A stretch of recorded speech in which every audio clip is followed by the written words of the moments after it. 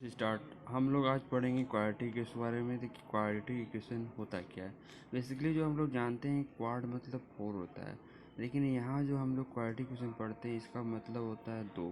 इसको हम लोग हिंदी में द्विघात समीकरण भी कहते हैं इसका आंसर। तो क्वाड्रेटिक इक्वेशन पढ़ने से पहले हम लोग समझेंगे ये दो टर्म, व्हाट इज इक्वेशन और व्हाट इज एक्सप्रेशन। तो सबसे पहले हम लोग एग्जाम्पल लेते हैं। एक ऐसा पॉलिनोमियल जिसपे मैक्सिमम पावर 2 हो, है ना, जैसे कि A X square plus B X, इसको हम लोग बी बोल भी लिखे गए हैं, B X plus C equal to 0 बराबर 0, इसको बोलेंगे हम लोग इक्वेशन। जबकि A X square plus B X plus C, इसको बोलेंगे हम लोग एक्सप्रेशन। अब हम लोग बेसिकली ये देखने से लग रहा है ये दोनों अलग अलग है, तो डिफरेंस क्या है। इक्वेशन में हमेशा बराबर के बाद 0 होता है या कुछ हो सकता है, ठीक है, जबकि एक्सप्रेशन में वैसा बराबर कुछ नहीं होता है। तो बेसिकली यही कॉमन सा डिफरेंस है, इसमें ज़्यादा कोई समझने वाली बात नहीं है। इक्वेशन और एक्सप्रेशन दोनों अलग चीज़ है। जब हम उसमें बराबर देते हैं तो वो इक्वेशन कहलाता है और एक्सप्रेशन कहलाता है। तो हम ये कह सकते हैं कि एवरी एक्सप्रेशन, ठीक है, जो एवरी एक्सप्रेशन भी इक्वेशन हो सकता है, लेकिन हर इक्वेशन एक्सप्रेशन नहीं हो सकता है। इसे बेसिकली बेसिक चीज़ है। अब हम लोग आते हैं मेन टॉपिक पे कि बेसिकली क्वाड्रेटिक इक्वेशन है क्या। तो हम लोग शुरू करते हैं कि क्वाड्रेटिक इक्वेशन के बारे में। इफ एनी इक्वेशन और पॉलिनोमियल, यहाँ polynomial equation have maximum degree of 2, then we said it quadratic equation, ठीक है। मतलब ऐसा पॉलिनोमियल इक्वेशन जिसमें मैक्सिमम जो डिग्री हो वो 2 हो, तो उसको हम लोग बोलेंगे क्वाड्रेटिक इक्वेशन।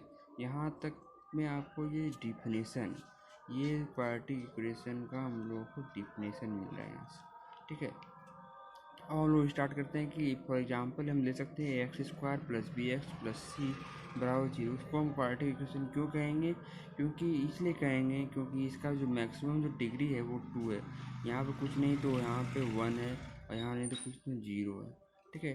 तो यहाँ पे जो मैक्सिमम जो डिग्री है इस इक्वेशन में वो 2 है, तो इसलिए हम इसको क्या बोलेंगे, क्वाड्रेटिक इक्वेशन, ठीक है। अब हम लोग आते हैं कि क्या ए बी सी जो है यहाँ पे कांस्टेंट टर्म है। कांस्टेंट टर्म का मतलब होता है कि ऐसा टर्म जिसका वैल्यू कभी भी चेंज नहीं होता है। जैसे 1 फॉर एग्जांपल 1 2 4 6 कुछ भी, मतलब ऐसा फिक्स वैल्यू जिसका वैल्यू कभी भी चेंज नहीं होता। अब हम नेक्स्ट आते हैं ए। यह A and B are said to be coefficient of x. कभी भी एग्जाम में इक्वेशन दे दिया जाएगा और बोला जाएगा कि एक्स का कोफिशिएंट लिखिए, तो एक्स का कोफिशिएंट यहाँ पे ए है और बी है, तो सिंपल सा हम ए और बी, यहाँ सी नहीं होगा क्योंकि एक्स का कोफिशिएंट नहीं। अब जो हम सेकेंड जो टर्म में आ रहे हैं, अब तो क्वाड्रेटिक इक्वेशन के बारे में हम समझ गए, लेकिन ये आखिर सॉल्व कैसे होता है। सबसे बड़ा सवाल है कि हम लोग क्वाड्रेटिक इक्वेशन को सॉल्व कैसे करेंगे। तो method of solving quadratic equation in the book given 2 methods, by factorization method और बाय फार्मूला मेथड।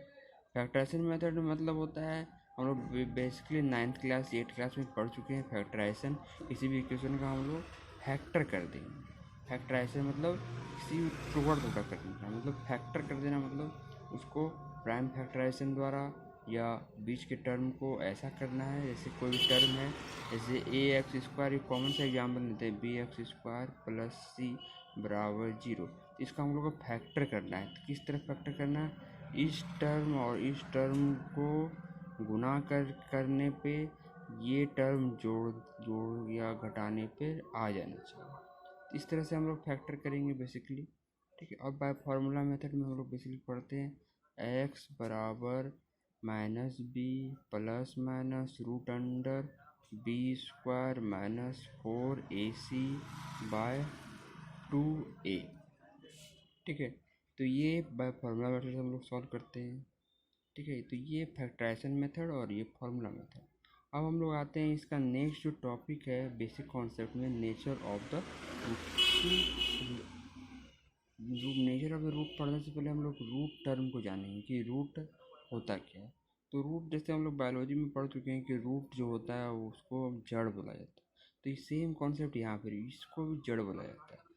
अब जानते हैं मैथमेटिकल टर्म में रूट किसे कहते हैं। A mathematics root is a value which satisfies the equation. That is, if the value of root means that अगर ऐसा कोई वैल्यू जो इसमें x का वैल्यू रखने पे इक्वेशन जीरो हो जाए, ठीक है, तो क्वाड्रेटिक इक्वेशन में हमेशा हम लोग ध्यान रखेंगे कि बेसिकली दो रूट होता है ना। Quadratic equation have two roots, ठीक है, बेसिकली टू रूट्स होता है यहाँ पे, ठीक है। तो रूट्स एक ऐसा वैल्यू होता है जिसका वैल्यू हम एक्स की जगह रखने पे मतलब एक्स का वैल्यू ऐसा हो जो इस इक्वेशन को जीरो कर दे, ठीक है। तो डिफिनेशन हम इस तरह से ले सकते हैं, the value of x will satisfy the equation. Okay, अब हम लोग आते हैं कि बेसिकली रूट कैसे फाइंड आउट करते हैं कि उसका नेचर कैसा है। तो इस टर्म जानने के लिए हमको डिस्क्रिमिनांट जानना पड़ेगा। डिस्क्रिमिनांट है क्या?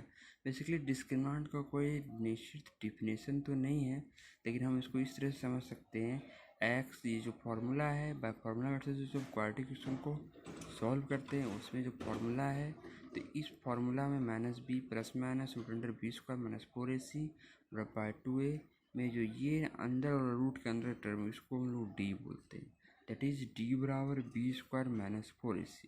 तो अगर हम किसी भी इक्वेशन का अगर हम नेचर निकालें तो सबसे पहले हम डी का वैल्यू निकाल के चेक कर लेंगे। अगर डी का वैल्यू जीरो हो तो रियल और इक्वल रूट आएगा उसका, अगर डी का वैल्यू लेस देन जीरो हो तो अनरियल होगा और उसका नो सॉल्यूशन होता है, ठीक है। अगर if D greater than zero हो तो रियल होगा, लेकिन वैल्यू जो होगा अनइक्वल होगा, ठीक है। तो ये पूरा हम लोग जो पढ़ रहे हैं ये ही क्वाड्रेटिक इक्वेशन का बेसिक कॉन्सेप्ट होगा। अगले चैप्टर में हम लोग इसके कुछ एग्जाम्पल लेंगे। तब तक के लिए शुक्रिया, धन्यवाद।